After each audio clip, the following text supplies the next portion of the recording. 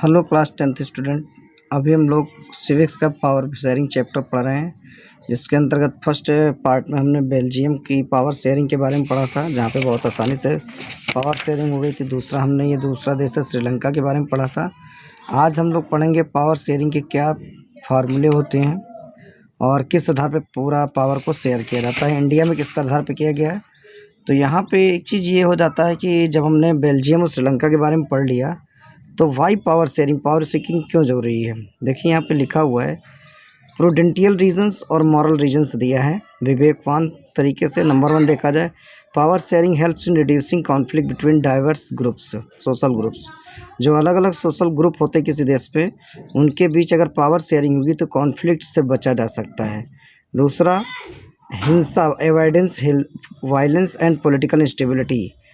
तो अगर आपको हिंसा नहीं चाहिए और पॉलिटिकल इंस्टेबिलिटी नहीं चाहिए, आप राजनीतिक अस्थिरता नहीं चाहिए, तो पावर शेयरिंग बहुत ज़रूरी है। Power sharing ultimately lead to unity and integrity of nation. Power sharing जो होती है किसी देश की राष्ट्रीय एकता और अखंडता को बनाए रखता है। दूसरा, मॉरल लेवल पे देखा जाए तो power sharing is a very spirit of democracy. Power sharing प्रजातंत्र की आत्मा होती है। People have a right to consult on how they should be govern. इसमें ये पता चल जाता है कि पीपल जिस तरह चाहती है उस तरह उसको गवर्न किया जाए।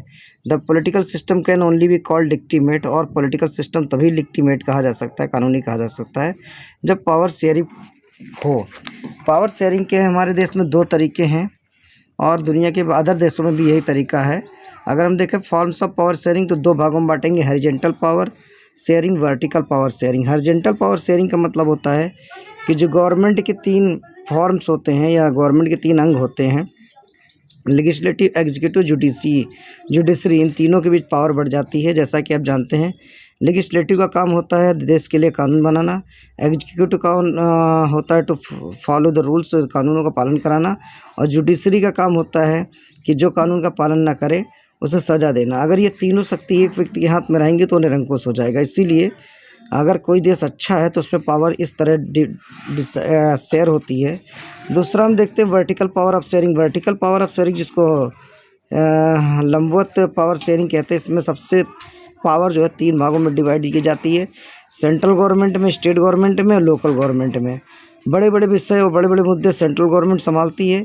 कुछ काम अगर देश बड़ा है तो स्टेट गवर्नमेंट में बांट दिया जाता है, और अगर छोटे मोटे जो काम होते हैं वो लोकल गवर्नमेंट को दे दिए जाते हैं।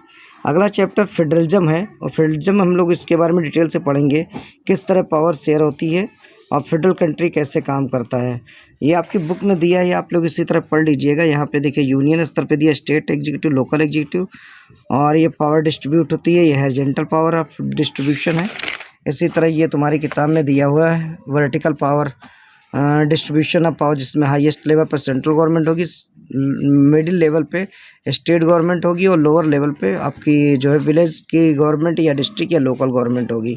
फिर हम पावर शेयरिंग में ग्रुप से देखेंगे और इसके बाद ये चैप्टर ख़त्म हो जाएगा। तो आई थिंक आपको समझ में आया होगा। इसको रीड करेंगे और ज़्यादा अच्छा आपको समझ में आ जाएगा।